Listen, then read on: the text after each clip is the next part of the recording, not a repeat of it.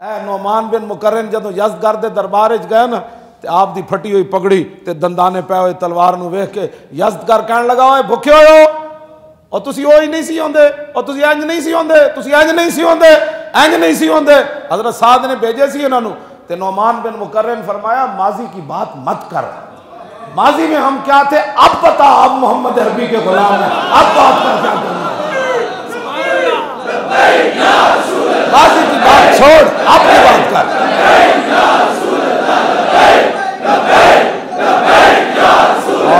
آیا دین آیا آیا آیا دین آیا آیا آیا دین آیا آیا آیا دین آیا آیا بس ایس دین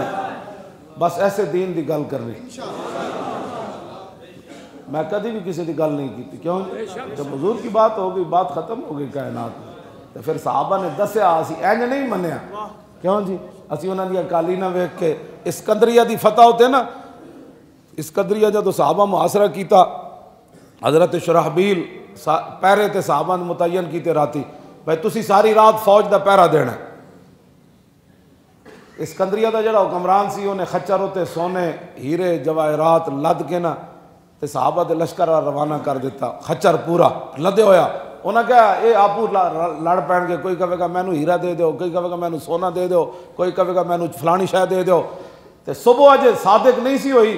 تے خچر چلدیاں حضرت شرحبیل پہرا دے رہے سن اسلامی لشکر دا تے خچر پہنچ گیا سونے تے ہیرے تے جواہرات دا لدے ہویا تے حضرت شرحبیل نے جدو خچر ویکھیا نا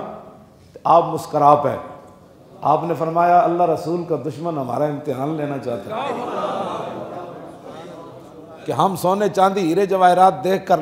اچھل کر اس کو جفا ماریں گے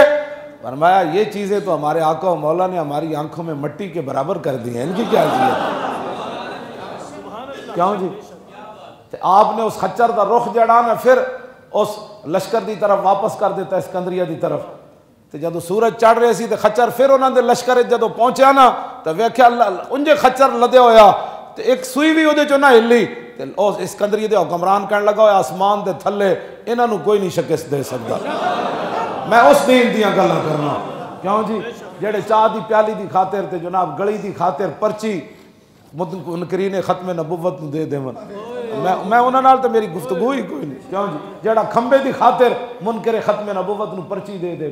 ہاں میں میری اس نال تے گل ہی کوئی نہیں میری گل تو انہاں نال سونے دا خچر لدیا ہوے تے تھک کے واپس کر دے وے اللہ جاوے کوئی تصور ہی نہ ابھرا تیری تصویر کے بعد اور ذہن خالی ہی رہا کاسہ سائل کی طرح اور مر ہی جاؤں جو اس در سے جاؤں دو قدم کیا بچے بھی مارے غم قرب مسیحا چھوڑ کر بس انہیں جانا نہ رکھا غیر سے کام للہ الحمد میں دنیا سے مسلمان